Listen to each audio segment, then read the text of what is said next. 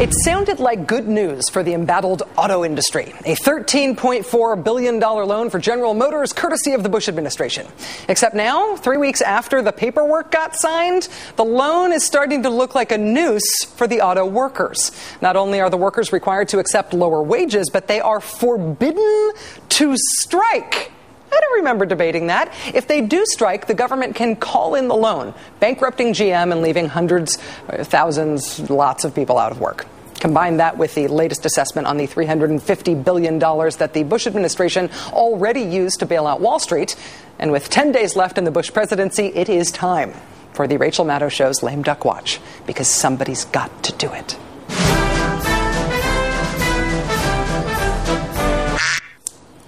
Back on December 10th, we had the head of the congressional panel charged with overseeing the Troubled Asset Relief Program, Elizabeth Warren, here on the show. She shared with us the basic questions that she was having to ask about that $700 billion bailout. Questions like, what's it for? Is it working? And what would working mean? Well, a month ago, the Treasury Department could not answer those questions. Today, still can't answer those questions.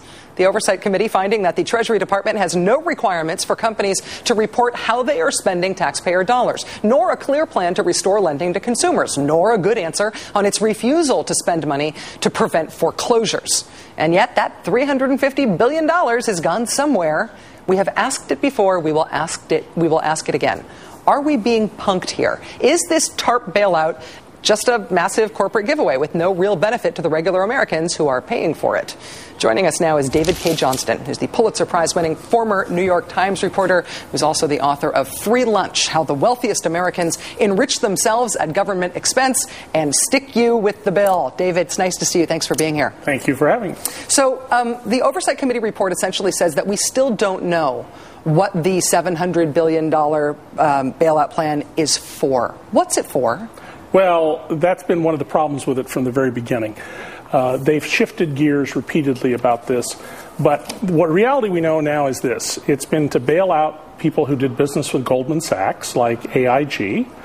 It's been to provide liquidity to banks and capital banks who then used it to buy other banks and concentrate the amount of banking we have in this country. We have a problem with these banks that are too big to fail. We've made them even bigger. And today we get the news that J.P. Morgan and Citibank, two of the three biggest banks in the country, are going to have a joint venture in their brokerage.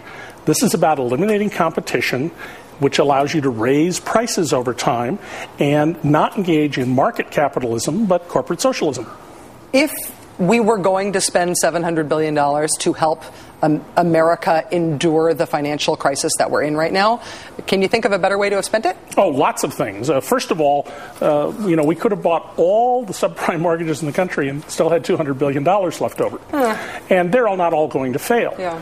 The problem we have is the bottom 90% of Americans' incomes today are smaller than they were in 2000 and smaller than they were way back in 1973. We've had 28 years of supply-side economics. We need demand-side economics.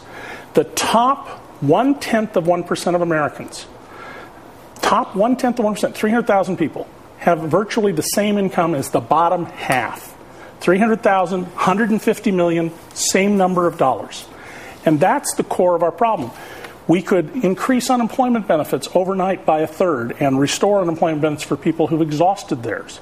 We have a lot of people who aren't in the job market right now because there are no jobs to find, so that the real unemployment rate is not the 7.2% official rate announced today, but 13% when you count people who can't find work and people who are forced into part-time work involuntarily. So you're saying that if you think about this from a demand-side perspective, you instead funnel the most money to the people who most need it, who will therefore spend it most quickly, therefore they're giving you sort of more leverage, more of a multiplier effect by spending on something like unemployment benefits. Correct. And Congress also said this money was supposed to deal with foreclosures. That hasn't done anything to deal with the foreclosures on people, because a lot of people bought these bad loans because they were snookered into them. Some people gamed the system without question, but a lot of people didn't understand what they were buying into. Very clear that from reading the report today that virtually nothing has been done. There's nothing in that report indicating anything of substance to deal with the foreclosure problem that is affecting everybody's housing prices. maybe the good news that we got today is that Obama's nominee for Treasury Secretary in preparation for his confirmation hearings is burning the midnight oil, working around the clock to come up with a new strategy for the rest of that money that they've already agreed to spend. David K. Johnston, author of Free Lunch, it is so nice to meet you. Thanks for coming in. Thank you.